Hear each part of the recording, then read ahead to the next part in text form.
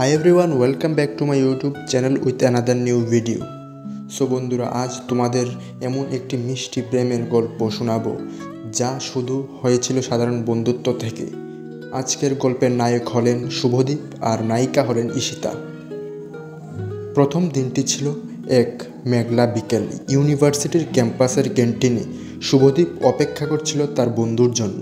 আর ঠিক তখনই ক্যান্টিনের দরজায় এসে দাঁড়ালো ঈশিতা। হাতে তার এক গাদা বই আর চোখে মুখে নতুন পরিবেশের আসার একটা দ্বিধা।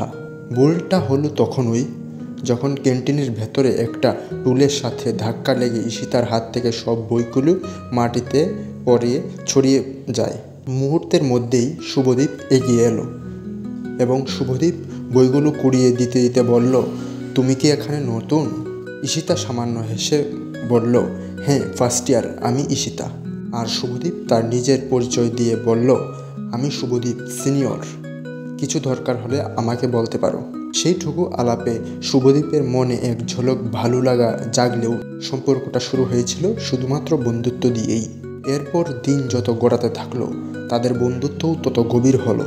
লাইব্রেরিতে একসাথে পড়া, কঠিন অঙ্কগুলো নিয়ে আলোচনা, টিফিনের সময় চুপি চুপি পছন্দের খাবারটা ভাগ করে নেওয়া, এভাবেই চলছিল তাদের সহজ সরল পথ চলা। ঈশিতা ছিল শুভদীপের ভরসার জায়গা আর শুভদীপ ছিল ঈশিতার সব সমস্যার সমাধান। তাদের মধ্যে চলতো কখনো একে অপরের উপর রাগ, কিন্তু দিন শেষে তারা আবার কাছাকাছি চলে আসতো। বাইরে থেকে সবাই তাদের খুব ভালো বন্ধু বললেও ভেতরে ভেতরে দুজনের মনেই যেন অন্যরকম এক অনুভূতির ডালপালা মেলছিল।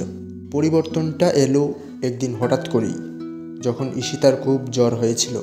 শুভদীপ সেই দিন ক্লাস ফেলে প্রায় সারাদিন তার পাশে ছিল এবং যত্ন নিয়েছিল। সেই রাতে শুভদীপ যখন বাড়ি ফিরছিল তখন তার মনে একটা ভাবনা এলো যা বন্ধুত্বের গণ্ডি ছড়িয়ে অনেক দূরে। সে বুঝল ঈশিতার হাসি বা কষ্ট সব কিছুর সঙ্গেই তার মনটা ভীষণভাবে জড়িয়ে গেছে। এই টান শুধু বন্ধুত্বের নয়, এটা ভালোবাসা। পরের দিন বিকেলে তারা ইউনিভার্সিটির ক্যান্টিনে বসেছিল।